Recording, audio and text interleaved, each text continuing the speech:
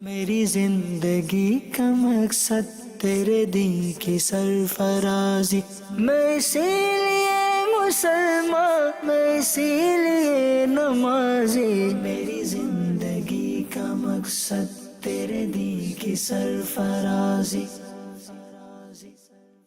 الحمد للہ رب العالمین والصلاة والسلام علی سید المرسلین، اما بعد فاعوذ باللہ من الشیطان الرجیم، بسم اللہ الرحمن الرحیم۔ الصلاة والسلام علیک یا رسول اللہ وعلی آلک واصحابک یا حبیب اللہ۔ الصلاة والسلام علیک یا نبی اللہ وعلی آلک واصحابک یا نور اللہ۔ پیارے اسلامی بھائیوں اور مدنی چینل کے ناظرین، پروگرام ہے اسلامی زندگی، اور آج ہم اس پروگرام میں ایسے اللہ والوں کا تذکرہ سنیں گے جنہوں نے ظالم بادشاہ کے سامنے بھی حق بیان کیا اور اپنی جان کی کوئی پرواہ نہ کی، کیونکہ اللہ پاک کے نیک بندوں کو اللہ پاک کے علاوہ کسی کا خوف نہیں ہوتا۔ آخر تک اس پروگرام میں شریک رہیے۔ آئیے سب سے پہلے درود پاک پڑھنے کی فضیلت سنتے ہیں۔ درود پاک کی فضیلت القول البدیع میں ہے۔ درود پاک پڑھنے والے کو دشمنوں پر فتح حاصل ہوتی ہے۔ صلو علی الحبیب صلی اللہ علی محمد صلی اللہ علیہ وآلہ وصحبہ وسلم۔ ظالم بادشاہ کے سامنے بھی حق بیان کیا۔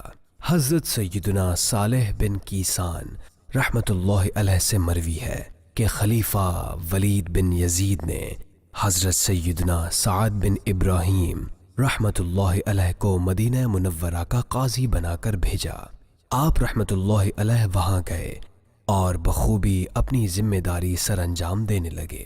خوب عدل و انصاف سے کام لیتے، اللہ پاک کے احکام کی پاسداری کرتے۔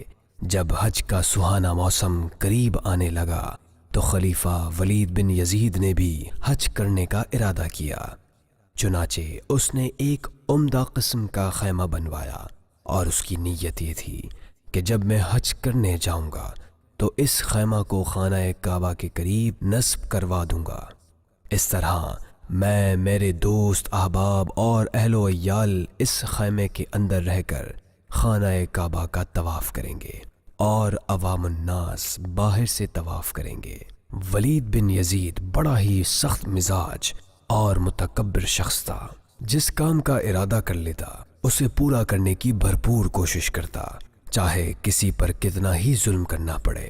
جب بہترین قسم کا عمدہ خیمہ تیار ہو گیا تو اس نے وہ خیمہ 1000 شہ سواروں کے ساتھ مدینہ منورہ کی طرف روانہ کیا اور اس لشکر کو بہت سا مال و اسباب دیا کہ اس سارے مال کو اہل مدینہ میں تقسیم کر دینا۔ ولید خود ابھی ملک شام ہی میں تھا۔ لشکر بڑی شان و شوکت سے چلا اور مدینہ منورہ پہنچ گیا۔ پھر وہ خیمہ حضور نبی کریم رؤوف الرحیم صلی اللہ علیہ وآلہ وسلم کے مصلی کے قریب نصب کر دیا گیا۔ لوگوں نے جب یہ معاملہ دیکھا تو بہت خوف زدہ ہوئے اور سب نے جمع ہو کر مشورہ کیا کہ اب ہمیں کیا کرنا چاہیے۔ خلیفہ نے تو یہ حکم صادر کر دیا ہے، اب اس کے حکم کو کون ٹال سکتا ہے؟ سب کو معلوم تھا کہ ولید بن یزید کیسا بد مزاج خلیفہ ہے، بس کسی کو بھی ہمت نہ ہوئی کہ وہ لشکر والوں کو مصلی رسول صلی اللہ علیہ وآلہ وسلم پر خیمہ نصب کرنے سے منع کرے۔ بالآخر یہ طے پایا کہ ہم اپنے قاضی سعد بن ابراہیم رحمت اللہ علیہ کو جا کر اس معاملے کی خبر دیتے ہیں۔ چنانچہ سب لوگ جمع ہو کر حضرت سیدنا سعد بن ابراہیم رحمت اللہ علیہ کے پاس حاضر ہوئے اور انہیں صورتحال سے آگاہ کیا۔ آپ رحمت اللہ علیہ نے فرمایا، جاؤ اور جا کر اس خیمہ کو آگ لگا دو۔ یہ سن کر لوگ خوف زدہ ہو گئے اور کہنے لگے، حضور ہم میں اتنی جرت نہیں کہ اس خیمے کو آگ لگائیں۔ ملک شام سے 1000 شاہ سوار آئے ہیں، ہم ان کی موجودگی میں یہ کام کیسے کر سکتے ہیں؟ آپ رحمت اللہ علیہ نے جب لوگوں سے یہ بزدلانہ جواب سنا تو اپنے غلام سے فرمایا، جاؤ اور فلاں تھیلے سے وہ قمیص نکال لاؤ جسے پہن کر حضرت سیدنا عبد الرحمن رضی اللہ عنہ غزوہ بدر میں شریک ہوئے اور انہوں نے جام شہادت نوش فرمایا۔ خادم فوراً وہ مبارک قمیص لے آیا۔ آپ رحمت اللہ علیہ نے وہ قمیص پہنی اور خچر پر سوار ہو کر شامی لشکر کی جانب روانہ ہوئے۔ تمام لوگ آپ رحمت اللہ علیہ کے پیچھے پیچھے تھے۔ آپ رحمت اللہ علیہ نے وہاں پہنچ کر فرمایا، آگ لے آؤ۔ خادم نے فوراً حکم کی تعمیل کی۔ آپ رحمت اللہ علیہ بے خوف و خطر آگے بڑھے اور جا کر اس قیمتی خیمے کو آگ لگا دی۔ جب سالار لشکر نے یہ دیکھا تو وہ بڑا غضبناک ہوا اور آپے سے باہر ہو گیا۔ لوگوں نے اسے بتایا، یہ مدینہ منورہ کے قاضی ہیں اور انہیں خلیفہ ولید بن یزید نے قاضی بنا کر مدینہ شریف بھیجا ہے۔ تم ان سے کوئی گستاخانہ انداز اختیار نہ کرنا۔ تمام اہل مدینہ ان کی بہت عزت کرتے ہیں، لہٰذا عافیت اسی میں ہے کہ تم خاموشی اختیار کرو۔ یہ سن کر سارا لشکر واپس شام کی طرف چلا گیا اور کافی مال و اسباب وہاں چھوڑ گیا۔ اہل مدینہ کے فقراء نے ان کا بچا ہوا مال و اسباب لے لیا اور خوشی خوشی اپنے گھروں کو لوٹ آئے۔ جب اس واقعے کی خبر خلیفہ ولید بن یزید کو ہوئی، اس نے فوراً حضرت سیدنا سعد بن ابراہیم رحمت اللہ علیہ کو پیغام بھیجا، تم اپنی جگہ کسی اور کو قاضی بنا کر فوراً ملک شام پہنچو، جیسے ہی تمہیں میرا پیغام پہنچے فوراً چلے آنا۔ حضرت سیدنا سعد بن ابراہیم رحمت اللہ علیہ کو جب خلیفہ کا پیغام پہنچا تو آپ رحمت اللہ علیہ نے ایک با اعتماد شخص کو قاضی بنایا اور خود ملک شام کی جانب چل دیے۔ جب آپ رحمت اللہ علیہ شام کی سرحد پر پہنچے تو آپ رحمت اللہ علیہ کو شہر سے باہر ہی روک دیا گیا اور کافی عرصے تک آپ کو داخلے کی اجازت نہ ملی۔ بالآخر آپ رحمت اللہ علیہ کا زاد راہ ختم ہونے لگا اور اب وہاں آپ رحمت اللہ علیہ کا مزید ٹھہرنا دشوار ہو گیا۔ ایک رات آپ رحمت اللہ علیہ مسجد میں مصروف عبادت تھے کہ ایک شخص کو دیکھا کہ نشے کی حالت میں بدمست ہے اور مسجد میں گھوم رہا ہے۔ یہ دیکھ کر آپ رحمت اللہ علیہ نے پوچھا، یہ شخص کون ہے؟ لوگوں نے بتایا، یہ خلیفہ ولید بن یزید کا ماموں ہے، اس نے شراب پی ہے اور اب نشے کی حالت میں مسجد کے اندر گھوم پھر رہا ہے۔ یہ سن کر آپ رحمت اللہ علیہ کو بہت جلال آیا کہ یہ کتنی دیدہ دلیری سے اللہ پاک کی نافرمانی کر رہا ہے اور اس کے پاک دربار میں ایسی گندی حالت میں بے خوف گھوم پھر رہا ہے۔ آپ رحمت اللہ علیہ نے غلام کو درہ لانے کا حکم فرمایا۔ غلام نے درہ یعنی کوڑا دیا۔ آپ رحمت اللہ علیہ نے فرمایا، مجھ پر لازم ہے کہ میں اس پر حد شرعی نافذ کروں، چاہے یہ کوئی بھی ہو، اسلام میں سب برابر ہیں۔ چنانچہ آپ آگے بڑھے اور مسجد میں ہی اس کو 80 کوڑے مارے۔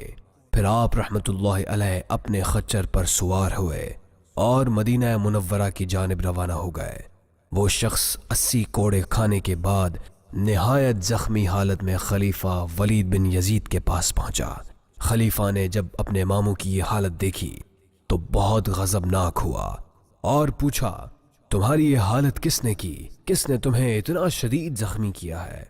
اس نے جواب دیا، ایک شخص مدینہ منورہ سے آیا ہوا تھا، اس نے مجھے 80 کوڑے سزا دی اور کہا یہ سزا دینا اور حد قائم کرنا مجھ پر لازم ہے۔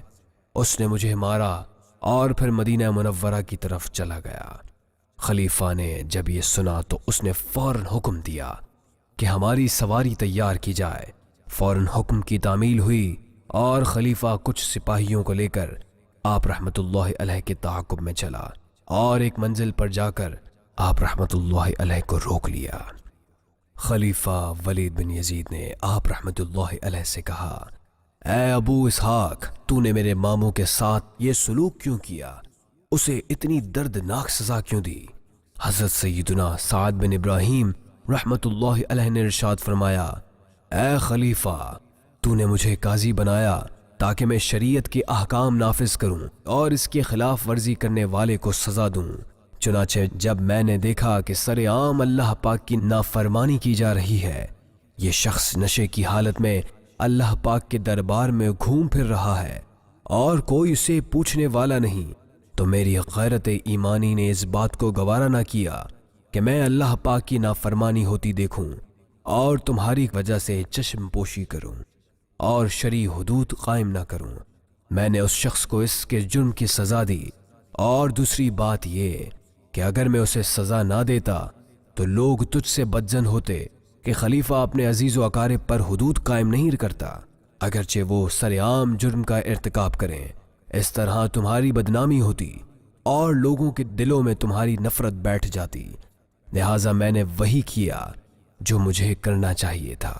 جب خلیفہ ولید بن یزید نے آپ رحمۃ اللہ علیہ کے یہ پرخلوص کلمات سنے تو بے اختیار پکار اٹھا، اے سعد بن ابراہیم، اللہ پاک تجھے اچھی جزا عطا فرمائے، تو نے واقعی وہ کام کیا جو تجھ پر لازم تھا۔ پھر خلیفہ ولید بن یزید نے آپ رحمۃ اللہ علیہ کو بہت سارا مال دیا اور آپ رحمۃ اللہ علیہ کو مدینہ منورہ کی طرف روانہ کیا، اور اس خیمے کے متعلق کچھ بھی گفتگو نہ کی جسے آپ رحمۃ اللہ علیہ نے آگ لگائی تھی۔